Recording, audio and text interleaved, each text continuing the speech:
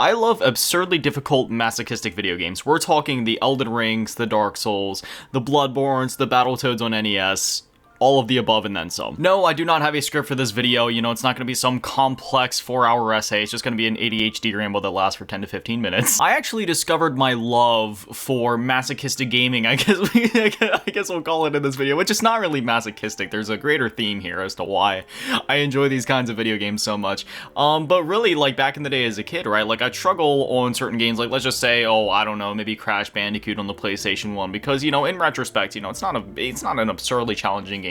But there was definitely some parts where, say, when you're like going along on the bridge, you know the one level I'm talking about where you have to like get your jumps pixel perfect. It can be a little frustrating at times, especially if you're a newer gamer, or like Donkey Kong Country 2 more specifically. I remember there was a good bit of challenging parts in that game, let's just be honest. But I've always been drawn to getting stuck in video games. I know that sounds stupid, because most people just, you know, I feel like nowadays especially, because everything's just meant to be very, more easily accessible, and I'm not saying that's a problem, right? That's a whole conversation for another day. A lot of people get, upset when there's, like, yellow paint in video games, or when there's tutorials, or things being explained, or when things feel, I don't know, maybe a bit easier than video games used to be. But we also have to remember that video games were also designed back in the day, in a much different way. That's when video game rentals were still a thing, right? Because, you know, like Blockbuster, for example, you go in there, you rent like a Super Nintendo game or a PlayStation game for the weekend, and then, you know, you go home, you play it, and then you return it by the end of the weekend. Otherwise, you have like late fees and all this. And, you know, I know that's a very foreign concept nowadays with like subscription services and everything being easily accessible, but that's part of why video games were so, so much more challenging back then, because they also had to artificially inflate the length of the video games, because you have to think a Super Nintendo cartridge could only hold a certain amount of megabytes of data, and so you're only able to make a game so long within that, and also development times were also a lot quicker back then, because nowadays we see video games take years and years to make. But, you know, even just like over a decade ago, we saw Call of Duty games, I mean, Call of Duty games still come out on an annual basis, but you saw them go back and forth with only two studios, Treyarch and Infinity Ward, just going back to back like that. Nowadays, that's a whole different thing, and they have like 47 studios working on Call of Duty, but you understand what I'm trying to say. Video games were also just made a lot quicker back then, and expected to be made a lot quicker, so that's part of why video games used to be more difficult in general too. I know this is like a whole other tangent again. It's a conversation for a different day, but I'm just kind of throwing my hat in the ring on this conversation here to say that I'm actually glad that video games are designed in such a way nowadays where they're accessible for everybody, because I feel like if you buy a video game, you should be allowed to see the credits. Am I saying that because I know, again, there's like a certain level to this where like, well, hey, maybe this video game should challenge you, and that's where games like Dark Souls and Elden Ring come in, where we're going to be talking about that in a minute. But in the general sense, I'm glad that gaming is one in this direction, so then you can turn up the difficulty if you want a harder experience, but, you know, the general player is able to get to the credits, and even for a more hardcore gamer like me that plays video games a lot and has for my entire life, I can just chill and enjoy the game, you know what I mean? I don't need every game to be a fucking gauntlet where I'm, like, wrestling the controller like it's Battletoads or something like that. Sometimes I just want to chill and enjoy a story, like Last of Us, like Final Fantasy VII Remake, etc. But anyway, I've always been really drawn to getting stuck in video games, because if you're anything like me, you know, I've already gone on the whole tangents about all the mental disorders I have before. And again, I never talk about my mental disorders to look for sympathy or to make anybody feel bad for me. It's the exact opposite, actually. I just use those as vessels to kind of explain why these things are so important to me, and why I latch onto video games in the way that I do, and why certain things matter to me in video games in the way that they do. And, you know, especially for, you know, considering like my ADHD and everything like that, and my OCD, my brain kind of tends to be scrambled, tends to kind of be all over the place. But when I'm playing a video game, I get so dialed in a way that I rarely get dialed in on anything else in my life. The only time I get dialed in like that is when I'm working on content for this channel, or when I'm working on music, or like watching anime, or building Legos or something like that, right? Like other things that I'm passionate about. But especially when I get stuck in a video game, that gives me something to work toward, because when I know that I have a lot of time to work something, just due to the nature of ADHD and ADHD procrastination, I tend to wait to do it until the very last second, and then I have to scramble. Unless it's something that's very important to me. Again, that kind of depends though. Like if it's something important to me, like work, for example, that kind of depends, because it's one of those things where it's like, oh, am I really in the mood to do this at the moment? Not pertaining to the channel, by the way. I'm talking about like other things I do on the side. It's like, oh, do I really feel like doing this right now, even though I know I need to. But when it's something I'm really passionate about and I know that I, you know, need to get it done or just really want to get it done anyway, like beating a video game, like working on my album, which is supposed to come out in a month and a half, and I'm scrambling to get it done last minute. We won't talk about that.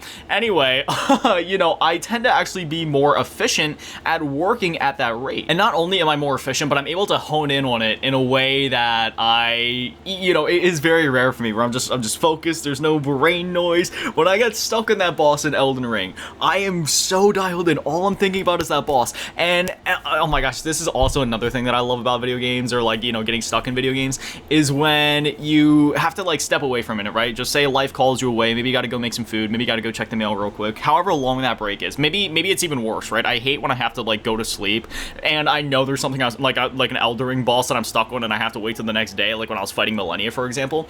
And I love going to sleep, waking up first thing, thinking and like formulating in your head, like, okay, maybe if I throw the freezing pot at this exact frame, that'll stop her, and then I'll be able to get in with the dodge and then hit her with the great sword, back up, call in my spirit summon, and you know, you're in your head like doing all these micro calculations and thinking about like how you can beat this boss or beat this thing you're stuck on. Or if it's like a 3D platform, you're like, okay, I gotta time my slide right here. And again, you're just doing all of this in your head to figure it all out, and I love doing that. And even then, it doesn't even just happen when, you know, I'm stuck on something necessarily. This is also just something that happens for me with like gaming in general, where there's something I really want to work towards. Like if I'm building a giant mansion in Minecraft, I'm like, okay, I want to put the living room here, I want to put the lights up in this way, I want to design the roof this way. Or if a new Call of Duty comes out, I'm like, okay, I'm gonna spend the X amount of time every single day grinding. I should be able to hit Master Prestige within this time frame. And then you have that build up, that moment when you're about to sit down again, or you know, when you're about to attempt the boss again, you're like, all right, I'm gonna get it this time, and then you're probably not going to get it that time. And it's just sort of this cycle where you're just trying and trying and trying. And similar to life itself, because some of my other disorders include like depression, anxiety, which I feel like everybody in 2025 has, just because life is just a fucking nightmare. Let's just put it as it is, bro. Like everybody's a mental train wreck. Like our mental health is all screwed. Like let's not even fight it at this point, bro. We're all fucked. You know, my depression gets really dark and, well, depressing sometimes, as I'm sure it does for anybody else. But when I play video games like this, it always reminds me that you can never give up. Now, I'm not about to get all like philosophical here on you. I mean, you know, I do that enough as it is. But I'm just speaking genuinely. You know, just very similarly to depression, when you play a game like Dark Souls, Crash Bandicoot, Battletoads, Celeste, anything like that. Especially Celeste. We really got to talk about that game in a minute.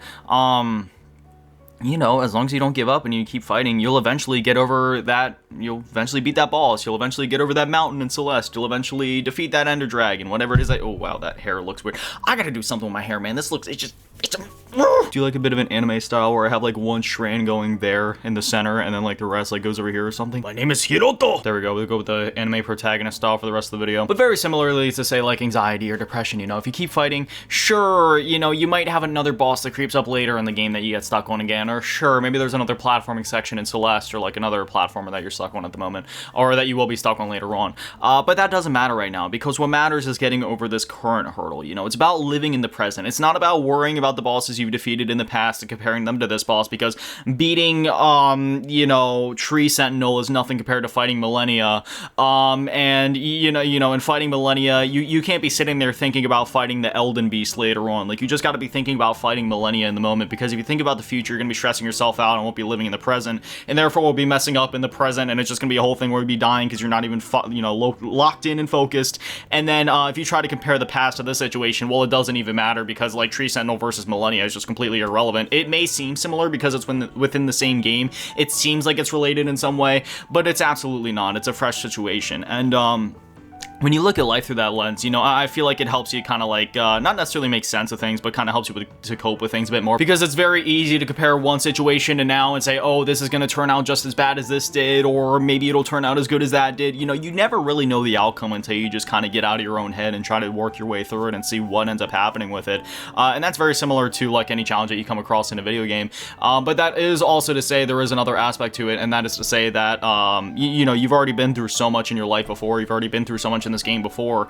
If you can get through that, what can't you get through? You know, you're so damn strong, so damn determined, so damn courageous, so damn empathetic, so damn insert amazing personality trait here because of all the shit that you've been through in the past and all the shit that you've overcome in the past and all the bosses you beat literally and figuratively in the game and in real life before. So what can't you do now? Tell me, honestly. You've gotten through so much shit. In the game, you've already beaten Tree Sentinel up to this point. You've already, oh god, what bosses have you beaten up to that point? Margit and then Morgott, like, later in the game. I don't want to go off on, like, a whole list of Elden Ring spoilers here, just in case you haven't played the game before, but, like, seriously, you've already gotten through a lot of really hard shit that you probably got stuck on, maybe even needed to use summons for, but nonetheless, you ended up beating them. You ended up felling the legend, or felling the boss, or felling the whatever the name said for that one. In real life, you already worked through those times when you were poor, when you were in the middle of a really bad breakup, or family drama, or Lord only knows what you've been through in your life. You know, I don't want to talk about too much just in case, you know, it would trigger anybody, but seriously, you've gotten through so much shit, and you live with your own mental hell on a day-to-day basis. If you can get through all of that, there's nothing you can get through. Like me, that's part of what keeps me going. I know I've talked about a lot of really depressing things before, about like the kind of things that go on in my head, and we're not going to go into all that right now because I really just don't want to talk about it at the moment. I mean, like, I can, but you know, there's already enough depressing context in this video. We don't need to drag it down even more. But you know, like, that's one of the things that's been keeping me going lately too, is just really reminding myself that, like, I've gotten through so much stuff in the past. Like, what can't I get through at this point? Because I feel like at this point I'm numb to everything, but not in the typical stereotypical, like, depression way of numb, because while yes, I experienced that, I more mean it in the sense that I am numb to everything. Therefore, nobody can do anything to me. If you want to try to break my heart, you can't. It's already broken. And again, I don't say that in a depression, attention-seeky way. I just say that in the way that it's already at a point where I don't care. You can't break something that doesn't care. You know what I mean? It's in the same way that I say you can never cancel me as a content creator because I don't care.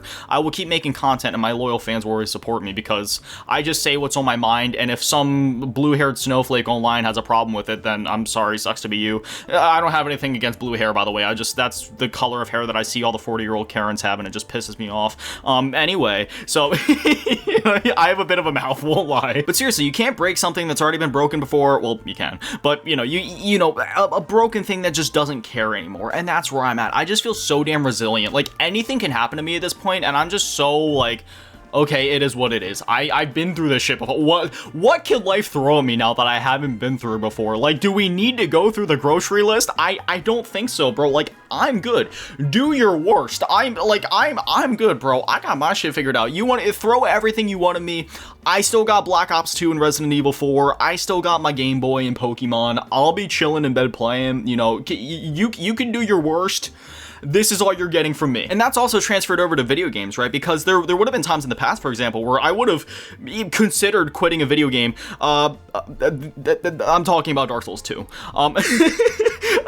know, I was like, I'll just put it as it is. Like, I don't try to spread Dark Souls 2 hate because I'm one of the few supporters of that game. I actually like Dark Souls 2. But as soon as I started saying that sentence, bro, Dark Souls 2 is the only thing that came to mind. That's the only video game that I've ever considered just quitting. Just like, I don't even care. I don't even want to play this game anymore. That was after beating Dark Souls 1 and playing a bit of Bloodborne and Elden Ring and everything too. I was just like, dude, I'm done with this damn game. But now, there's nothing that a fucking game like that can throw at me that I would ever consider quitting. You know, like, I would never even get close to that point again because I already beat Dark Souls 2 and Scholar of the First Sin. You know, I already dealt with the fucking, like, lowest of the low. I beat Battletoads in the NES for crying out loud as well. In that game, there's a lot of BS at you. I'd argue Dark Souls 2 is worse in some ways. Not worse objectively, I just mean worse in the sense of, like, worse in the BS that it throws at you with, like, enemy ganks and all this. Like, it's just more, annoying, I guess. But again, I got through that, so what can I not get through? If you beat Dark Souls 2, you're invincible. You can get through any other Souls game or challenging game in the universe. You're fine. But I find this sort of, well, I don't even know what the word would be for it. Some kind of peace, some kind of escape. Like, I don't know, there's no other word I can really put to it when I'm honed in on a video game like that, when I'm struggling on an Elden Ring boss, when I'm dodge rolling through BS Dark Souls 2 enemy ganks, when I'm air dashing and platforming in Celeste, when I'm flipping, throwing shurikens and slicing people in half in Ninja Gaiden or Devil May Cry, you know what I mean? There's just something about that feeling you get when you're really just like honed in on a video game like that, especially one that's you know, a bit more challenging maybe. And yeah, you know, it's like I've said in recent videos too, you know, there's all sorts of different video games for different things. You know, there's cozy video games for when you simply want to escape, there's story video games when you want to connect to characters in a world and, you know, just kind of get lost in it. And then you have the more challenging video games that are more gameplay oriented, like, you know, Ninja Gaiden and Elden Ring and all this, and, you know, all these other games like this. And I love that feeling, you know, because when I think back to a lot of times in my life, it's hard for me to remember a lot of stuff from my life because I live up here mostly, so I can't remember the specific details of a lot of physical things. But you know, like what the clearest memories from my life are all the times that I'm playing video games. Like when I think back to Donkey Kong Country, playing that for the first time at 3 years old. First time I played Lego Batman, Resident Evil 4. Playing Elden Ring, standing at the, you know, at the fall gate waiting to go fight Millennia again. You know, playing through like New Super Mario Bros. On my DS or Spider-Man Shattered Dimensions on my DS. And then there's the final piece of this puzzle, and that is when you finally overcome that challenge. Whether it's, you know, beating the boss you were stuck on, beating the platforming challenge you were stuck on. That feeling is so pure, and it's so real, and it's so just amazing. Right? Whether you want to call it shock, because sometimes it can kind of be shock. You're there like, oh my gosh, I actually beat that boss, or, you know, just kind of sitting in silence. Usually for me, it's like, I mean, it kind of depends. Sometimes I jump out of my chair and I start like, you know, throw my fist in the air like, yeah, I did it. Like, I remember the first time I played Ninja Gaiden 1, there was this one boss. God, it was years ago, man. So bear with me here. It's this boss in this cave. It's like a giant snake head, I think, or something. Again, this was years ago. It's been a while since I played the game. And there's like lava in the room, I think, but I remember I was really low on like some sort of, it might have been healing. No, I don't think it was healing. I forget if that game had like manual healing or if there was something else. But man, I forget what it was. I think it was, I think it might have been one of my equipment, like one of my shurikens or something. Anyway, I was stuck on that boss for a while, and I remember after you beat that boss, there's like a giant staircase after it or something, I think. And I just remember that moment when I finally beat the boss, because I was stuck on it for a minute, man. I was sitting there like gripping the controller, and I was just like, you know, doing my thing. But when I finally beat it, I just stood there and I was like, oh my gosh. I actually did that, and with like very little equipment that I had in my name, and it was the first time I was playing through the game too, so I was like, you know, still trying to figure everything out, and oh my gosh, that feeling was amazing. I remember literally just being there gripping the controller like, yes, yes, yes, yes, doing like a whole little happy dance. But sometimes when I overcome something challenging in a video game, like say if I'm stuck on the final boss in a game, you know, I you know, it's usually one of those things where like, especially if I know I'm at the end of a game, I get really emotional when I beat games. I've talked about this before, just, you know, due to the mess that this head of mine is. You know, since video games are such an important escape for me and such a you know, just really helpful to me, to give me something that actually feels real to, you know, latch on to, just because I don't ever feel real in real life because of my disassociation problems and whatnot. You know, video games, that's the only time I feel real or attached to anything in this world.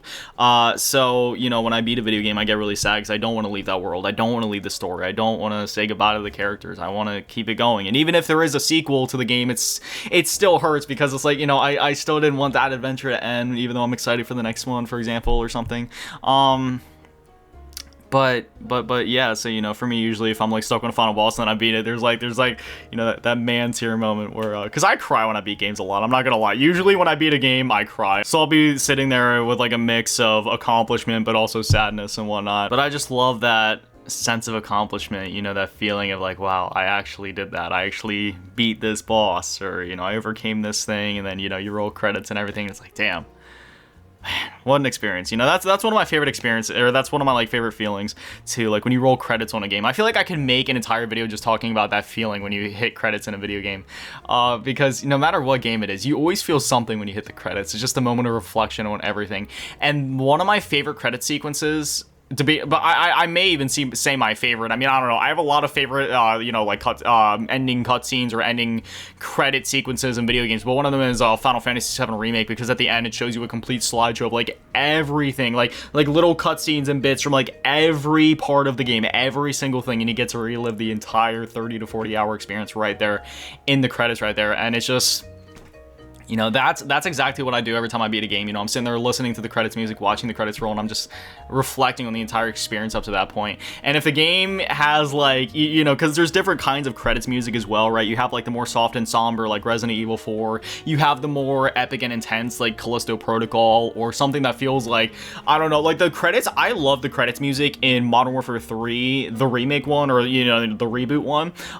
It has like a 21 Savage song in there, and I don't like 21 Savage. I'm not saying I don't like him as a person, I'm just saying I don't like that kind of music, but the hook on the song is really good. It goes something like "Call Me Revenge," and then it has like this really like high-pitched like dude that comes in singing or something, but it sounds so clean. But speaking of credits for a minute, then you also have like, you know, the original Modern Warfare 3, which, you know, the credits music in that one just feels so triumphant, and you're like, man, I did that, you know, give yourself a little chest bump, like, fuck yeah, dude. Anyway, I know I've been going for a while now. I don't want to just keep yapping. I mean, you guys know me. I can sit here and yap until the end of time, but all this is to say, I love absurdly difficult, masochistic video games because I love the sense of being stuck on something, working through the problem, and overcoming it, because not only is it just really satisfying to do so, and that sense of accomplishment is just like, you know, it's a great feeling, but it's also a nice thing to carry with you into the real world, which, you know, I've said this before, I spend as much time in my physical life trying to escape into the digital world because I don't like the physical world. This place sucks. I'd rather be playing a video game or watching an anime or something,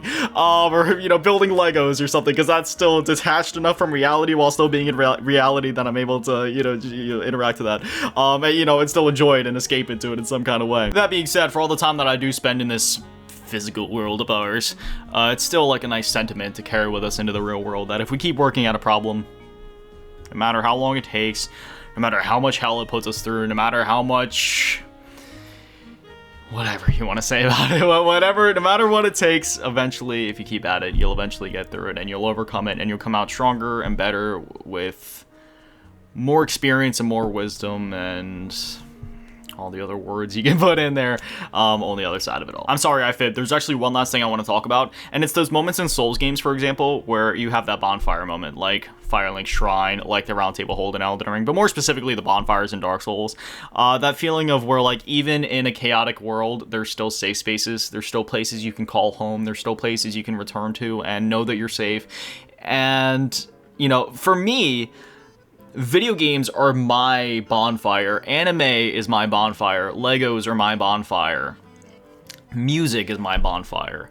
So that's another important thing to take with you. Not only is it cool to like overcome challenges and, you know, make your way through either, you know, a video game or real life, but it's also important to find your bonfires, because without those bonfires, let's put it as it is, man, it can be pretty hard to even have the courage or the strength, or, you know, whatever term from video games you want to use for real life, to get through that problem, right? So it's very important to find your bonfires. And if you're the type of person where you just go to work or school and then you come home and doom scroll all day and you don't really have anything else, you know, besides that in terms of hobbies, you know, doom scrolling I feel like is even worse for your brain than, you know, dealing with real life sometimes.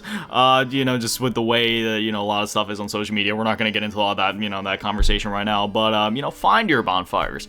Try making music, or just try becoming a music enthusiast, where, you know, you learn the ins and outs of it, and learn about your favorite bands or artists, or, you know, get you know, start try to develop a video game, start playing video games, start building Legos, go binge an anime, go find a movie series to fall in love with. You know what I mean? You know, there's so many things, there's so many hobbies. You know, go work on a car, just, you know, find your bonfire, no matter what it is. There's all sorts of genres of hobbies and subgenres within those hobbies, like trading cards, you know, you got your Pokemons, your Yu-Gi-Ohs, etc., and, you know, all these other things to get into. So just find something. Find that bonfire to help you get through life. And always remember, no matter how difficult that boss may seem, with enough time, with enough patience, with enough endurance and strength and leveling up, you'll eventually beat it, you'll eventually overcome it, and you'll eventually come out stronger and wiser on the other side because of it.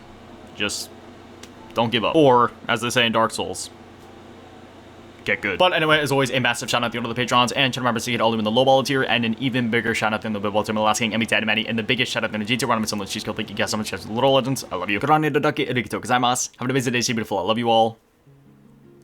Peace.